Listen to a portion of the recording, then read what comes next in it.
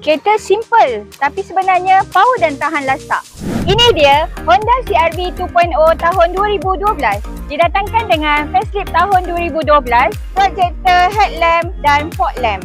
Kereta ni comfort dan tinggi, didatangkan dengan enjin 2.0 iVTEC dan transmission automatic.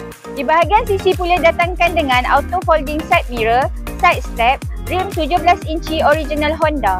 Di bahagian interior yang kemas dan bersih datangkan dengan multi-function steering, auto cruise, media player, dual airbags, ABS dan fully fabric seat.